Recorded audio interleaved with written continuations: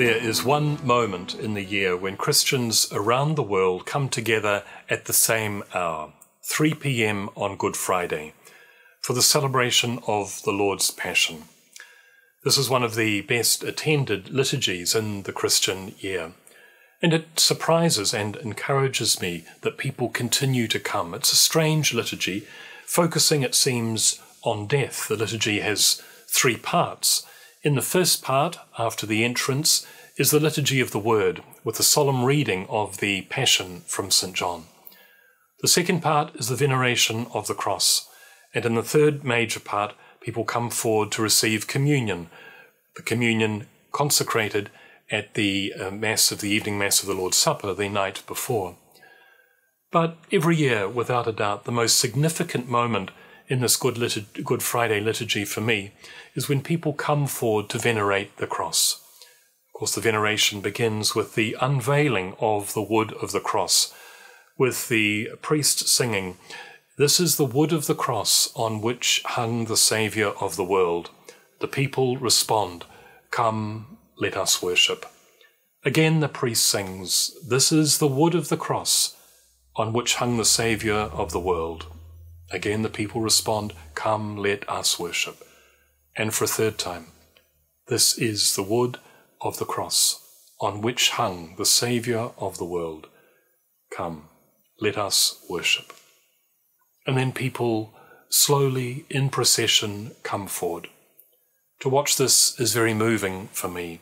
People of all ages, the young and the old, people who come to church very rarely, people who are there regularly, coming forward to, in their own way, to venerate the cross, perhaps simply by touching, perhaps by kneeling at some distance, perhaps by kissing the wood of the cross. Often this is done in silence or while a simple refrain is sung. What a strange thing for us to be doing. It doesn't seem hopeful. This is the wood on which a man was crucified 2,000 years ago. But somewhere inside ourselves we know too that this is the one of the most hope-filled liturgies of the church year, because so much of every day we try to avoid the suffering and the pain.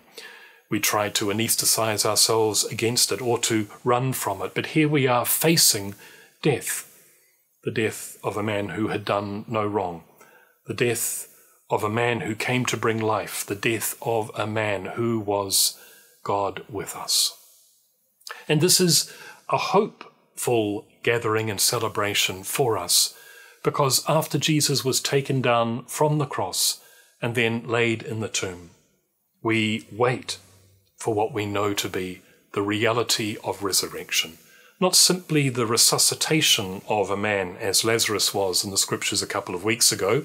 Lazarus had to go through death again. But in the death and the resurrection of Jesus, death is overcome for all of those who accept this life.